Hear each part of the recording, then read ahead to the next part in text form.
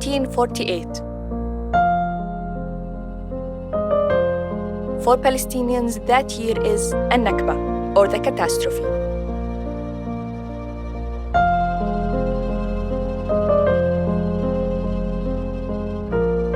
When hundreds of thousands were forced out of their homes.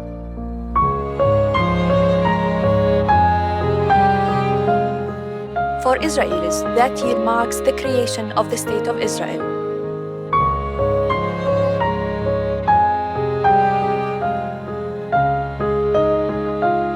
As a filmmaker and as a Palestinian, this documentary series was my way to understand the events of the past that are still shaping the present.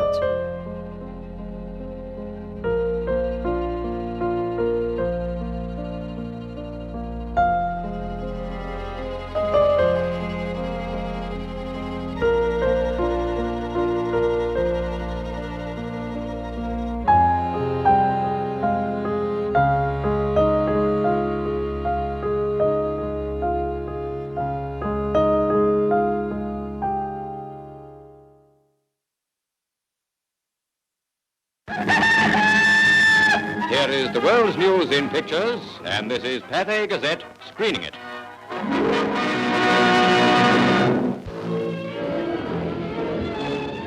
Theoretically, you're due for a share of these. They're real Jaffas being gathered in the groves of Palestine for shipment to Britain.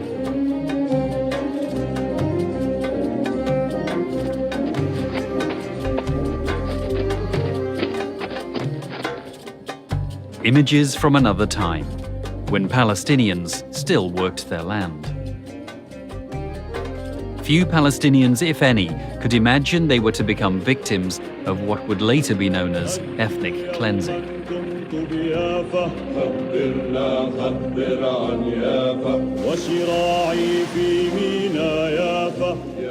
After 30 years of British rule, the question of Palestine was referred to the United Nations. The UN now became the forum for conflict. Talks focused on dividing Palestine into an Arab and Jewish state. For granting the Jewish Agency for Palestine a hearing, when we speak of a Jewish state, we do not have in mind any racial state or any theocratic state, but one which will be based upon full equality and rights for all inhabitants without distinction of religion or race, and without domination or subjugation. November the 29th, 1947.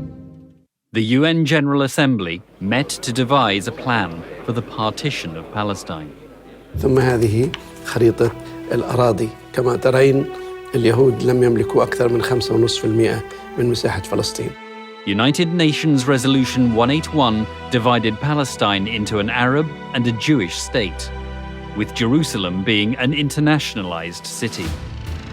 The Jewish state would be granted 56% of the land.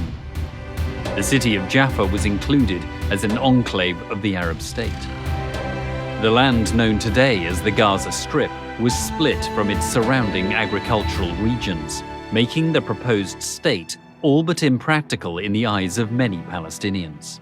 The draft resolution was presented for voting. The resolution of the Dutch Committee for Palestine was adopted by 33 votes, 13 against, 10 abstentions. أمريكا بالأساس إذن وفي عهد ترومان هي التي صنعت هذا القرار ودفعت ثمنه عن طريق الضغط وعن طريق الرشاوي إلى عدد من مندوبي الدول، وقد اعترف مندوبو ليبيريا في إفريقيا والفلبين وغواتيمالا، عدد من الدول اعترفوا خطيا بمذكراتهم بالضغط الأمريكي عليهم أو على حكوماتهم للتصويت، بدل التصويت مع العرب أو التصويت أو الامتناع عن التصويت إلى التصويت مع القرار الذي أمريكا وضعته. Arab newspapers ran a name and shame list of the countries that voted for the UN partition plan, and Arab protesters took to the streets.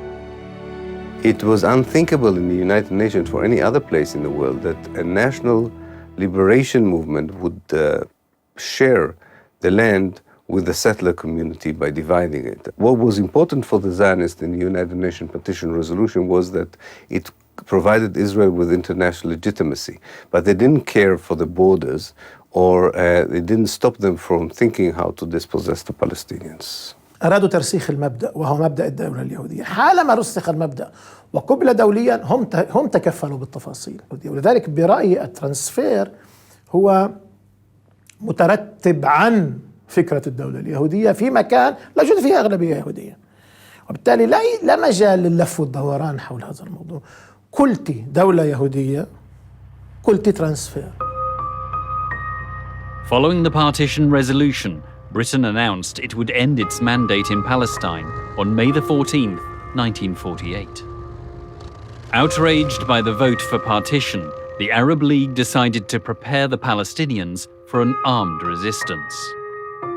Some 3,000 volunteers, some from across the Arab world, were sent for training in Syria.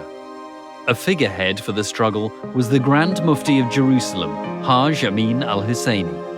From his refuge in Lebanon, he felt confident the Palestinians, with help from the Arab countries, could prevail. حاج أمين الحسيني في 37 طلع من هون 11 سنة أو 10 سنين ما كان في فلسطين، ما كان يعرف الوضع. هون كان في كتير من الناس كانوا يشوفوا التمارين الصهيونية، كانوا يشوفوا كيف مسلحين، كانوا يشوفوا الكبوتسات والمستوطنات تبعهم، كانوا يعرفوا إحنا شو بنسوي ضد هدول.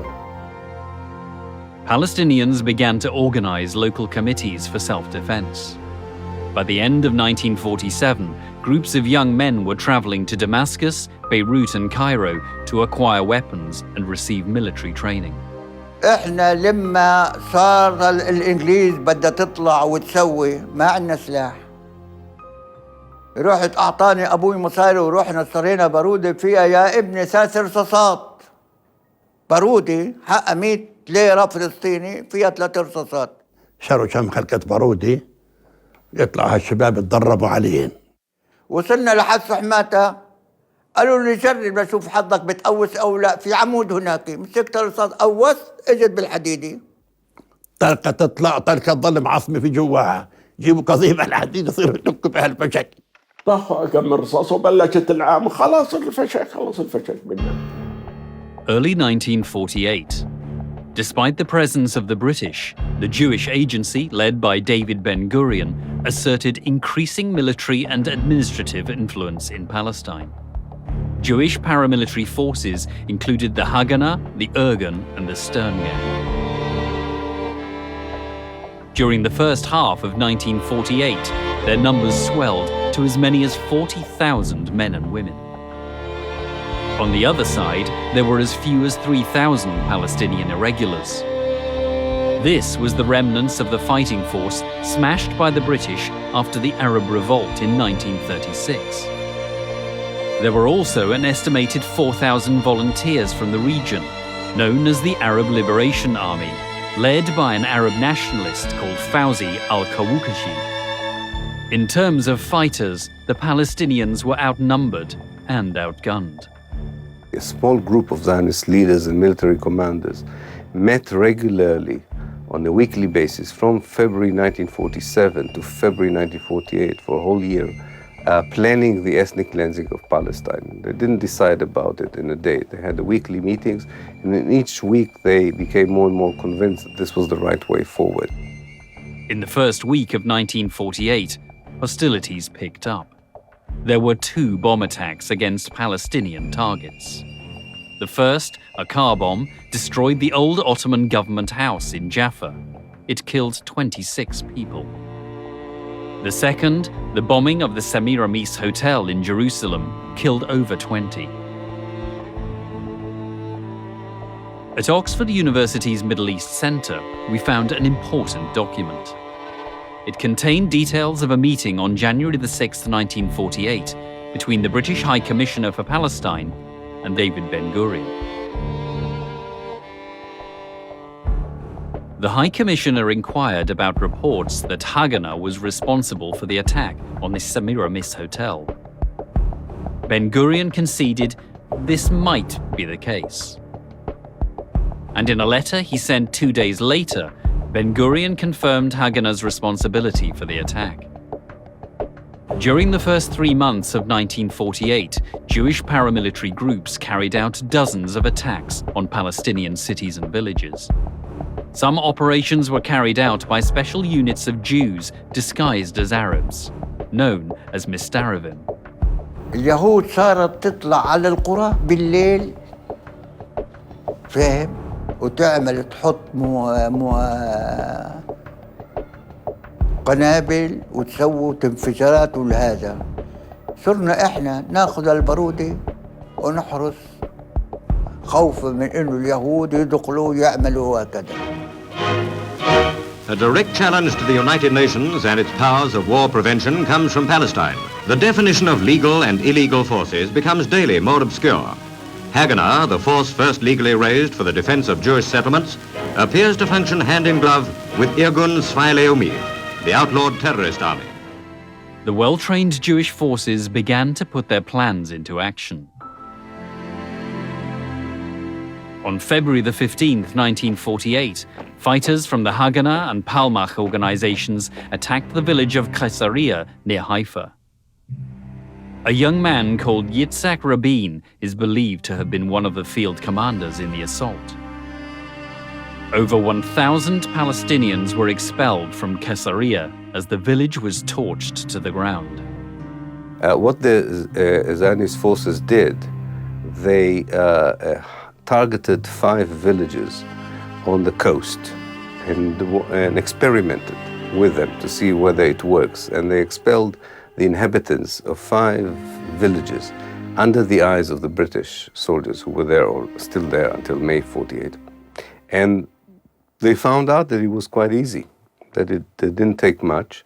There wasn't much resistance. The British did not interfere. دراسة بسيطة جدا وسريعة لكيفية سقوط القرى الفلسطينية، نصل إلى استنتاج أنه كل قرية فلسطينية كانت لوحدها تواجه مخطط وهجوم عسكري من قبل المنظمات العسكرية الصهيونية. عند عدد من ضباط اليهود صاروا شافوا أنه سهل جدا تشرد أو تشتت أو الفلاحين الفلسطينيين. الموضوع اللي كان بالحركة الصهيونية أنه بدنا إحنا دولة مع أقل عدد ممكن من العرب. March the 10th proved to be a fateful day. The final meeting was on the 10th of March 1948 when they drafted a plan known as Plan D or Plan Dalet, which finalized the last details about how to expel the Palestinians and dispossess them. بن غوريون أعطى تعليمات بمصطلح نظفوا، يعني قديش بتقدروا تطردوا عرب اطردوا. A diary entry from Ben Gurion exposes the extent of the Zionist agenda. He writes, "In each attack, a decisive blow should be struck, resulting in the destruction of homes and the expulsion of the population." The Palestinian and Arab fighters were determined to resist. This newspaper from March the 16th, 1948, reports that a Jordanian volunteer, a commander of the Haifa garrison, was trying to obtain weapons. His name was Mohammed Al-Hunayti. كان والدي في حيفا، ولما رأى أن المناضلين ينقصهم التدريب والسلاح حز في نفسه، فاستثار همم ضباط الصف من الجيش العربي الأردني واستعدوا أنهم يلبسوا ملابس مدنية ويدربوا المناضلين. طبعا كلوب باشا كان قائد الجيش الأردني، طلب والدي وقال له أنت يعني ليش تعمل هيك؟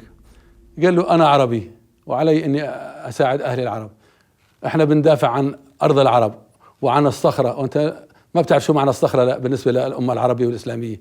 فلما شعر والدي أنه عليه ضغط استقال من الجيش العربي، فتوجه والدي إلى بيروت ودمشق للحصول على الأسلحة. حصل على كميات من الأسلحة. في أثناء عودته في قافلة السلاح من بيروت إلى حيفا، كانوا شباب نادي أسامة العكي بانتظارها، فعكا بيشوفوهم لليهود، قالوا احنا شايفين اليهود قاعدين بيجمعوا لك وحطوا لك موانع من 3-4 أيام، فالأفضل أنك تعود بالقافلة عن طريق بيروت دمشق عمان. قال لهم أنا إذا بغيب عن حيفا يوميا تسقط حيفا، ولذلك لازم أخترق الموانع هاي واللي الله كاتبه بصير. Al-Hunayti was killed in an ambush on the road to Haifa. He had fought for Palestine and had paid the ultimate price. Abdul Qadir al-Husseini was the charismatic commander of Palestinian forces in the Jerusalem area. He traveled to Damascus to plead for arms. He returned empty-handed. On the 6th of April, he wrote a letter to the Arab League holding it responsible for leaving the Palestinians defenseless and without arms. Eventually, al-Husseini had to sell his grandfather's land to buy weapons. On April the 8th, he rushed to the defense of Al-Kastal, a village overlooking the Tel Aviv-Jerusalem road. Here, Arab fighters faced heavily armed Jewish forces. Al-Husseini was an experienced commander, having fought against the British during the 1936 Arab Revolt.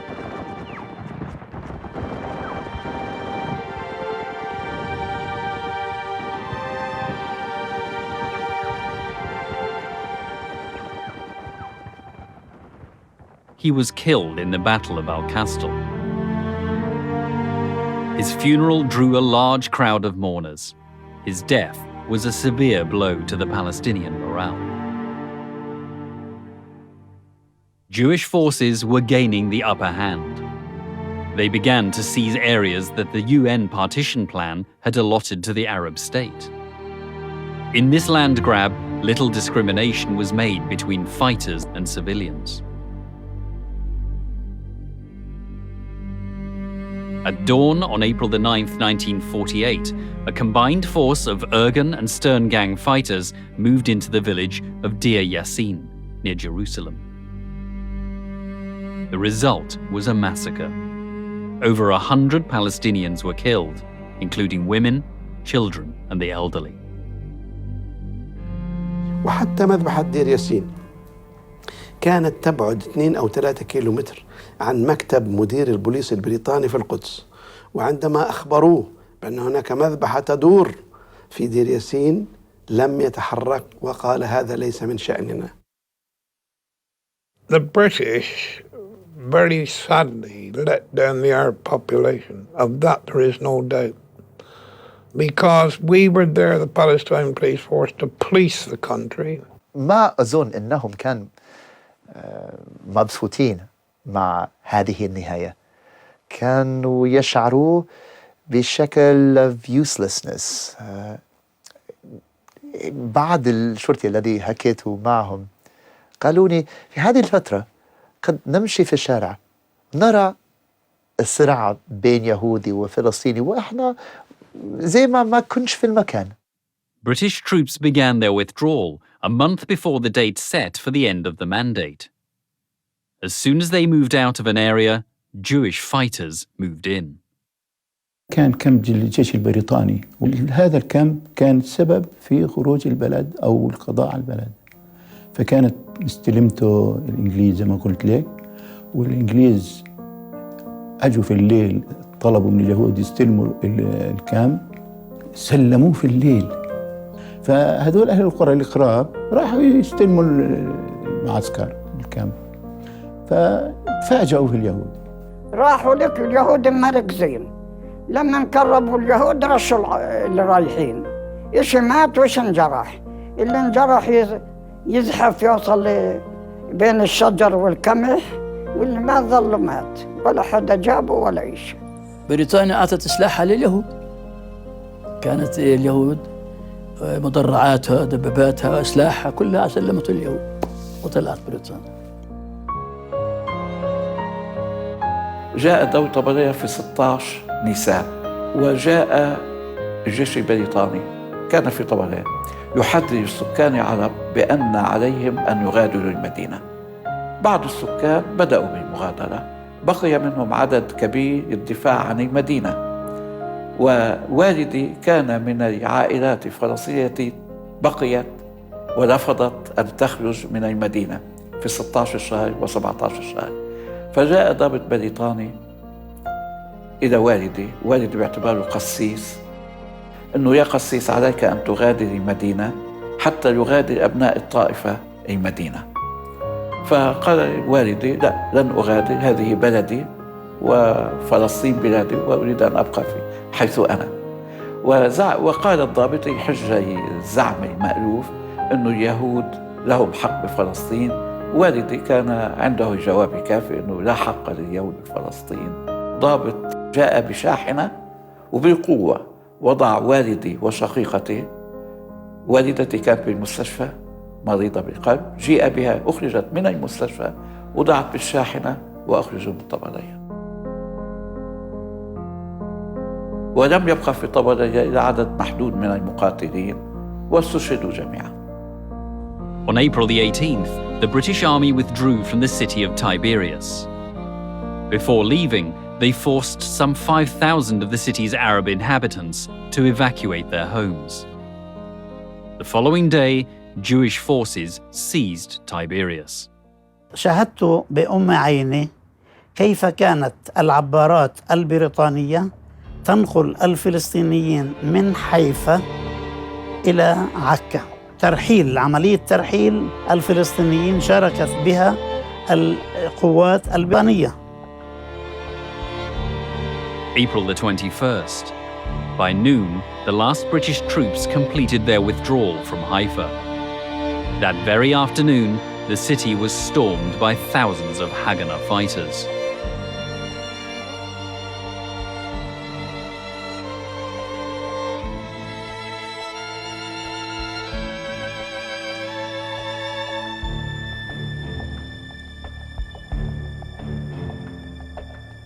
Some Palestinians and Arab volunteers stayed to defend their homes.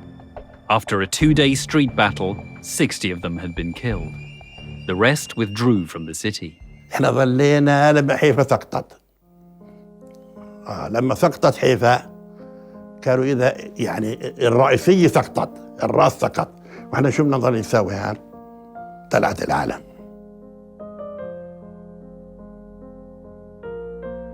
From Haifa, heading north to Lebanon, came right past the trade school entrance gates. And it was a sad sight to see many poor Arabs, some with pickup trucks, cars, beds on the top, some on foot. Never-ending stream of Arabs coming out of the city. The Jews to drive a lot of the Arabs out of Haifa. Very sad sight. We could have stopped all that. There was no doubt about that. We had the armor to do it.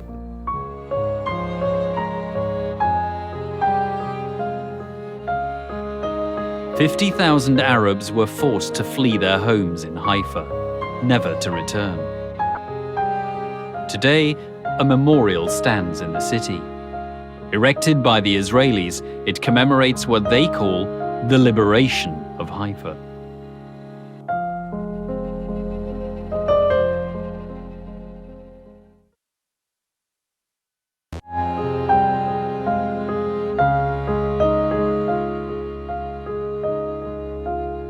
By late April 1948, the city of Haifa had fallen to Jewish forces. The coastal town of Jaffa was now their next target. قتال في يافا، منطقة الجبلية من أشرس المناطق اللي كانت تقاتل، هي متاخمة لتل أبيب والجوار هدول، تقاتل دفاعا عن يافا. تعرف مين كان يقودها؟ امرأة. يعني قيادة القوة اللي كانت المتطوعين اللي كانوا هناك امرأة اسمها مهيبة خورشيد. هذا للتاريخ كمان، وأنا شايفها بلباسها العسكري ومقاتل. Although designated as part of the Arab state in the 1947 UN partition plan, Jewish forces set their sights on Jaffa. During the last week of April, bombing of the city intensified. The city's inhabitants were forced to flee the shelling, by sea to Lebanon and by road to East Palestine and Jordan.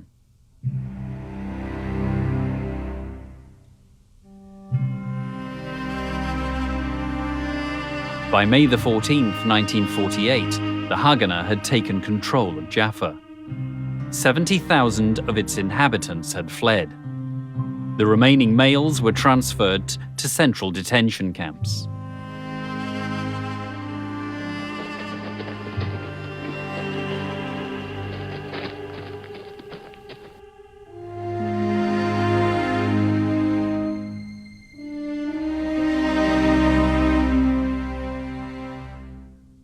Detainees were forced to bury the corpses of fellow citizens now rotting in the streets.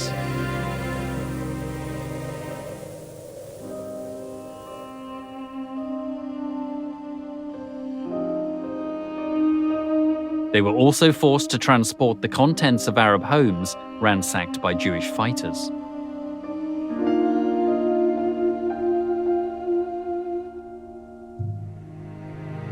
كانوا يأتون بالشاحنات ويفرغوا المنازل العربية من كل محتوياتها الهامة.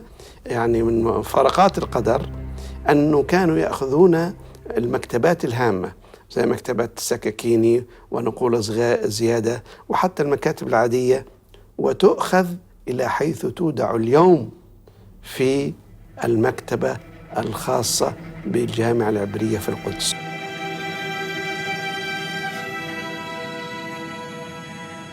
المنهج اللي اعتمدته المنظمات العسكرية الصهيونية في عملية التهجير. فالبصة كمثل تم حصارها وقصفها من 3 جهات وأبقيت المنطقة الشمالية مفتوحة. طبعا والشاطر يفهم المقصود إنه المنطقة الشمالية مفتوحة، شو بنقدر نوقع إحنا ضحايا بيكون منيح، نعمل ترويع وتخويف للسكان. وهذا اللي صار أهل البصة، إنه بنتيجة الحصار والقصف بالطائرات والمدفعية وعملية تهجير السكان صارت بالألف. اللي ما قدروا يهربوا تخبوا في كنيسة البصة، وبعد ما دخلت قوات الهجناء على البصة أخرجوا 4 وتم قتلهم، شباب وصبايا بجيل 14 وال15، والبقية قاموا في ترحيلهم. الهجرة تمت إلى لبنان لأنه تم قصف القرى والإغلاق عليها من 3 جهات. كذلك التهجير كان إلى سوريا من خلال محاصرة من 3 جهات والإبقاء على الجهة الشرقية الشمالية. فيما يتعلق في القرى الفلسطينية المحاذية لمنطقة الغور نفس الأسلوب. ومن هون تم خلق قضية اللاجئين من قبل المؤسسة العسكرية الإسرائيلية.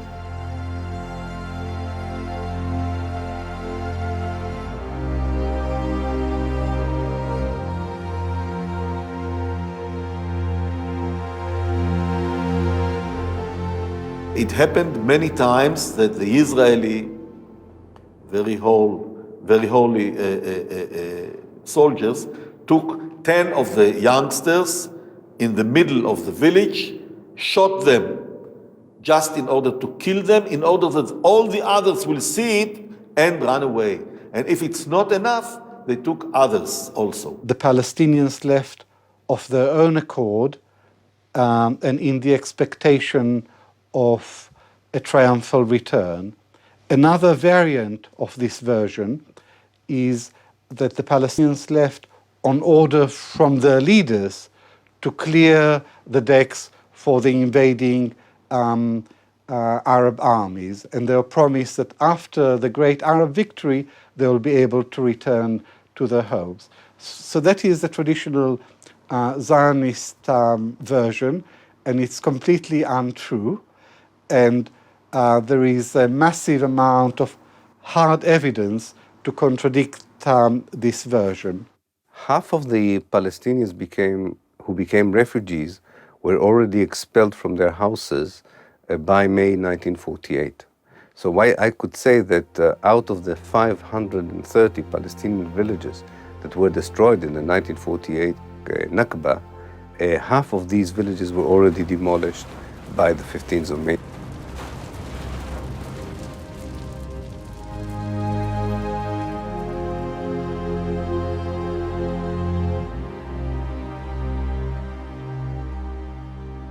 Ethnic cleansing is an ideology that wants to get rid of one ethnic group in its entirety from the place where it lives. The second stage of ethnic cleansing is to erase these people from the place's history. So it's also a cultural act of erasure, of wiping them out of history, out of memory. And the third stage is to make sure that they will never come back. Although the British Army was still present in Palestine, Jewish paramilitaries seized control of 5 major cities. Some 200 villages were destroyed. Ahead of the full British withdrawal, more than 350,000 Palestinians were driven from their land. May the 15th was the date set for the end of the British Mandate. Yet for the Jews, this posed a problem. 15th fell on a Saturday, the Sabbath. So celebratory announcements of the Jewish state were sent out a day earlier, on Friday, May the 14th. The British Army hastened their retreat. The Jews had been gearing up to take over. In fact, they were issuing Jewish stamps before the 14th of May. A few days before, I've still got 2 francs. They're issuing their own stamp. They were geared up, mind. They were geared up and ready to go. No doubt about that. On May the 14th, 1948, in this grand Jerusalem home, the last British High Commissioner of Palestine, Alan Cunningham, signed a document terminating the British Mandate. Over 3 decades, the British presence had helped pave the way for the realization of the Zionist dream.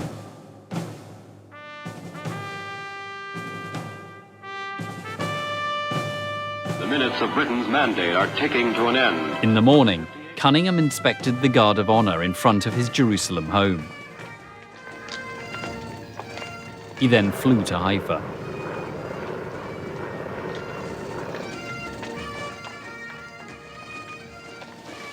From Haifa, he sailed to Cyprus, and the British flag was lowered. From the time the British occupied Palestine in 1917 to when they left in 1948, the number of Jews is estimated to have multiplied 10 times to 500,000. Meanwhile, as the British bid farewell to Palestine, Ben-Gurion arrived in Tel Aviv to ceremoniously declare the independence of the State of Israel. אנו הטבעית וההיסטורית, על יסוד החלטת עצרת האומות המאוחדות, אנו מכריזים בזאת על הקמת מדינה יהודית בארץ ישראל.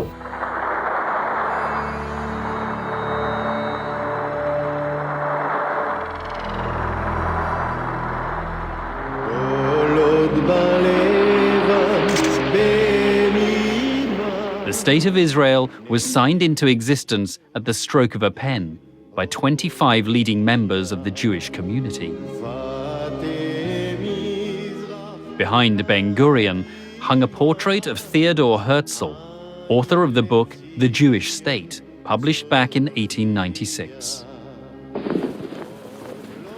The Star of David was hoisted, the very same flag that had been raised at the settlement of Rishon LeZion in 1885. Since Zionism is a dynamic movement, they knew that there was no finality about the borders then. They knew that opportunities would arise in due course to take the rest of it, and they did in 1967. That was the thinking behind the Zionist movement. Gradual, the building of a Jewish state, and then the gradual expansion of the borders of the Jewish state. Israel, they have named their state, and the new citizens of Israel cheer the men who have signed the Jewish Declaration of Independence. They leave the hall, Ben-Gurion first. Then Goldie Meyerson, woman member of the new Council of State, and Foreign Minister Moshe Sheftok. Chaim Weizmann becomes Israel's first president. Minutes after the Tel Aviv ceremony, the United States amended a document on what they had previously referred to as a new Jewish state. The new wording now read, the State of Israel. It was signed by President Harry Truman and then announced by the US representative to the United Nations.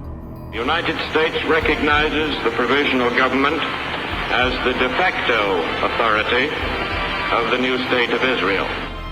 A new state was born on the foundations of the British Mandate.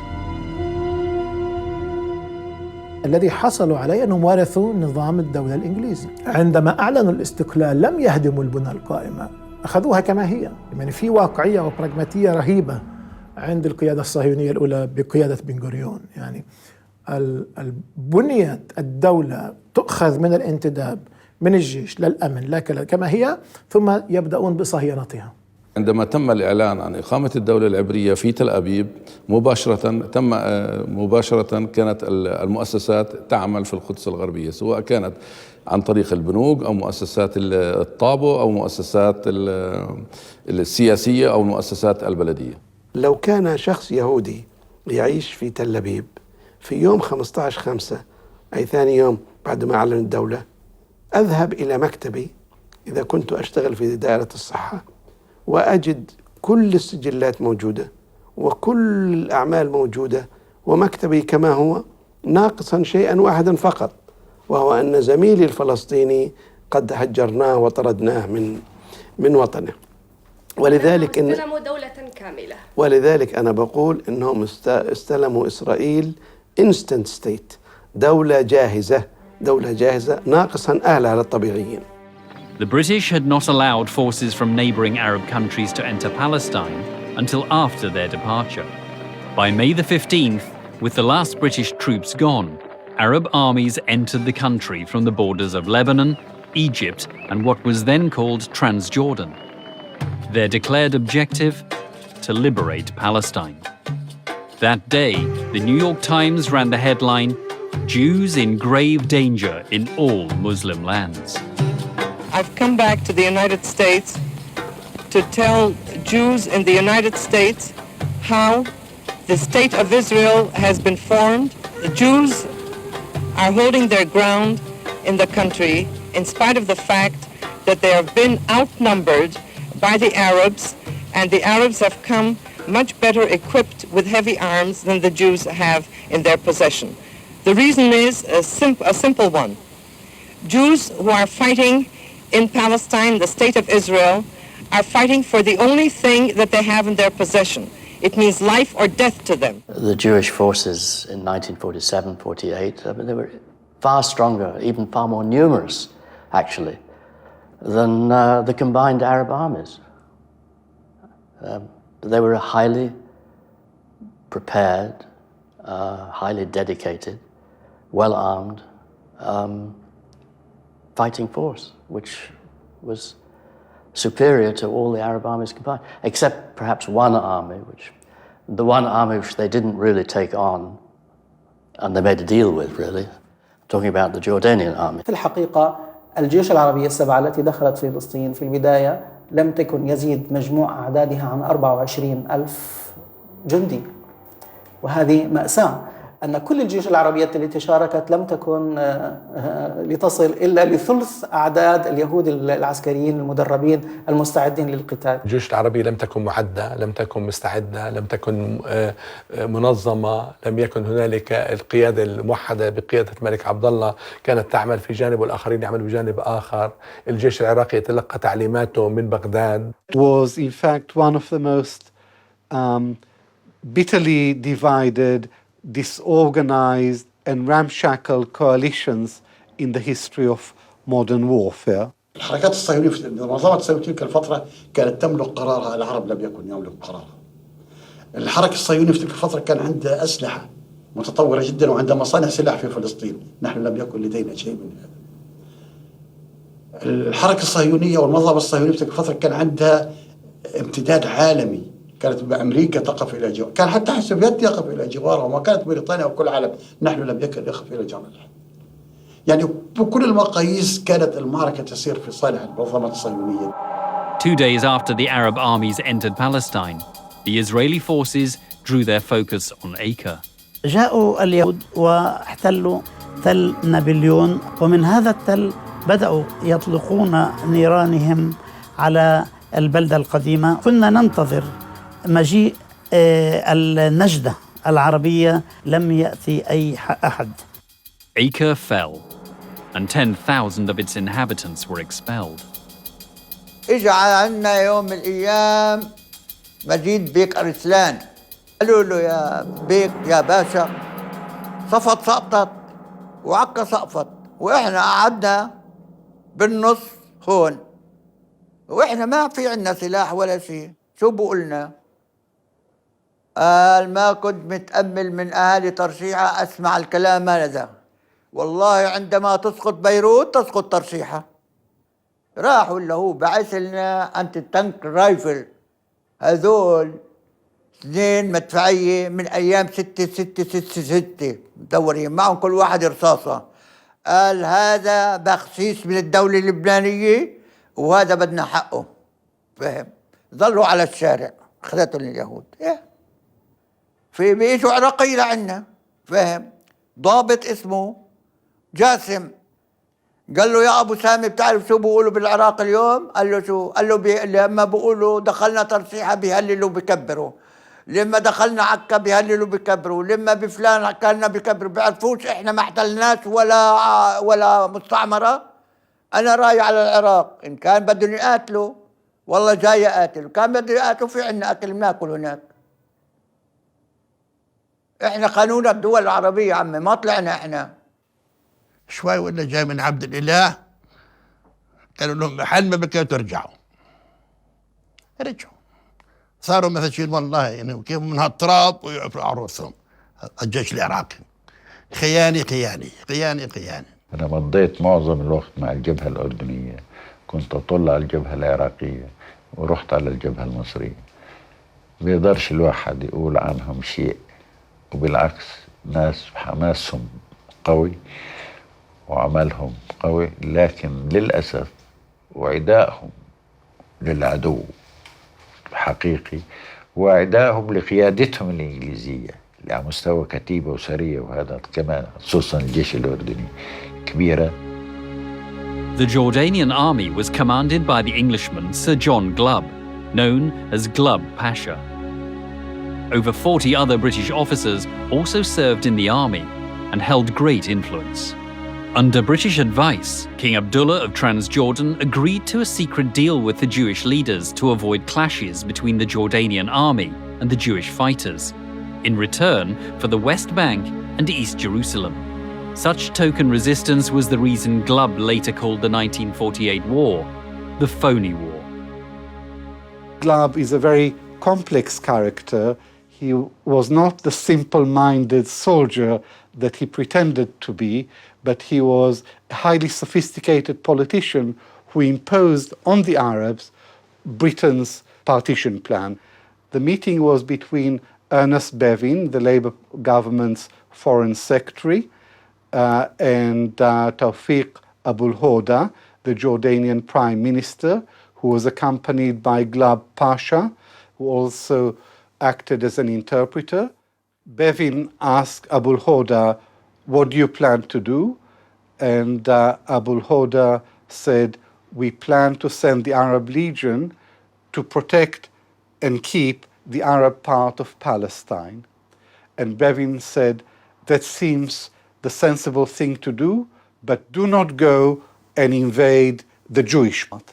2nd of May, they met for the last time, British officers in the Arab Legion, to find a solution for Jerusalem, but it didn't work. But what else happened in that meeting is that they brought maps which showed where the Jordanian Legion would stop and would not enter the Jewish state. And where the Jordanian Legion stopped is today the border of the West Bank.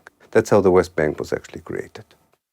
هذا الكلام التزم فيه حرفيا جلوب باشا، بمعنى خرجنا اليد والرملة. On July the 10th, the Jordanian forces pulled out of Lod and Ramla. Clear of Jordanian forces, the two cities were bombed by what was now the Israeli Air Force. The Israeli army then moved in, commanded by Colonel Moshe Dayan. In Lod alone, over 100 Palestinians were massacred inside the Dahmash Mosque. More than 50,000 Palestinians were expelled from the two cities. Walking without provisions in the summer heat, many died of exhaustion in what has since become known as the Lidda Death March. Despite the presence of the Arab forces in Palestine, atrocities were still committed, yet few are well documented. Israeli historian Theodore Katz submitted a thesis claiming the Israelis had committed a massacre in the coastal village of Tantura. They closed all the 4 sides of Tantura, kind of a boat from the Israeli young navy that was closing the side of of the seashore in order that they won't be able to run away. What I heard from one of the Jews I interviewed, a soldier in the 2nd company, he was moving with his pistol of 9mm on the shore among the men, asking them, where is your rifle? Those who said that my rifle is somewhere next to my house was taken like this with a rope to his house by 2 or 4 people. And the text was then, the rifle came out and the one did not. And those who answered there on the beach, I have no rifle, were directly shot in their head. Now, this is not a Palestinian story. This is a Palestinian of a Jew that was a lawyer in the state of Israel many years. The Palestinian men of Tantura were taken to the cemetery. And there they were told, they were put in lines and they were told to begin digging. And whenever a line finished digging, they were shot and fell down inside. There was no worry on the Zionist leadership side that the soldiers will not understand what is expected of them, because they already dehumanized the Palestinians in their thinking and perception long before the operations themselves began. The State of Israel was formed through blood and fire. Yet this was neither the start nor the end of suffering for the Palestinians.